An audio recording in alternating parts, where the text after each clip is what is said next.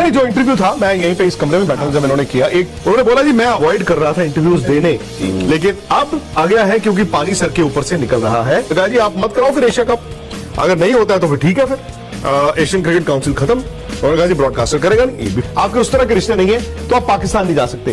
But आपको यह मानना होगा कि ये जो फॉर्मूला उन्होंने दिया है, आपको कह रहे हैं आप मत आओ, बट लॉजिस्टिकली बांग्लादेश बोर्ड ने, श्रीलंकन बोर्ड ने एंड इंडियन बोर्ड ने ये पहले तीनों ने रिजेक्ट कर दिया था, ये कह के कि लॉजिस्टिकली ये पॉसिबल नहीं है। नजम सेठी साहब ने ये कहा राहुल को कि बांग्लादेश ने तो मान लिया है, और कह रहे श्रीलंका इसलिए नहीं मान रहा, तो हो सकता है वो होस्ट करना चाहते हैं, बिल्कुल व्हाटएवर। लेकिन जो बड़ी खबर निकल कर आई वो है कि उन्होंने कहा जी ये हाइब्रिड मॉडल एशिया कप का है और इसी हाइब्रिड मॉडल पे हम वर्ल्ड कप खेल लेंगे। इंडिया में वर्ल्ड कप होगा तो भाई हम अपने मैच किसी थर्ड कंट्री में खेल लेंगे। इसी तरह का हाइब्रिड मॉडल जब 25 का चैंपियंस ट्रॉफी है उसमें कर देंगे कि इंडिया के मैचेस कहीं और करा देंगे। नजम सेठी साहब कैन डिसाइड राइट नाउ कि भाई जाओ, मैं लुकिंग आई टू आई से राहुल ने पूछा तो भाई क्या आप आईसीसी सैंक्शंस फेस करने को तैयार हैं, क्योंकि वर्ल्ड कप की बात हो रही है, एक एशिया कप से बात चल के वर्ल्ड कप पे चली गई है। तो उन्होंने कहा किस चीज के सैंक्शंस? उन्होंने कहा हम ये प्रूव कर देंगे कि सिक्योरिटी थ्रेट है हमारी टीम को।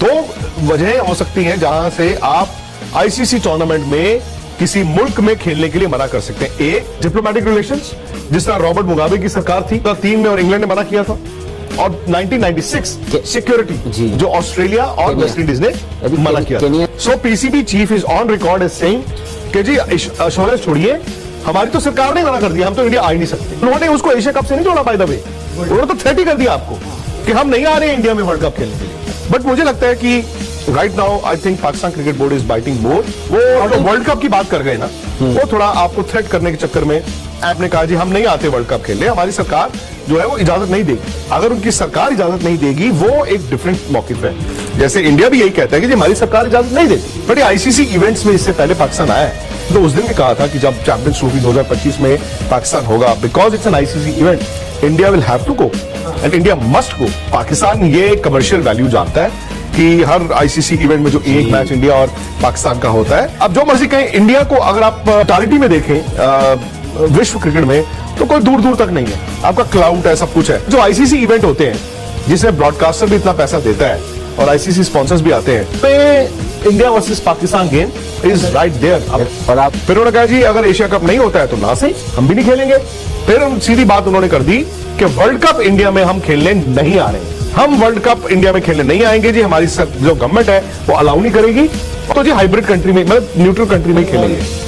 फिर वही बात है कि सपोज कीजिए पाकिस्तान की टीम फाइनल में पहुंच जाती है वर्ल्ड कप के, तो मतलब क्या वो वर्ल्ड कप का फाइनल जो है रातों रात मूव किया जाएगा, रातों रात मूव होगा।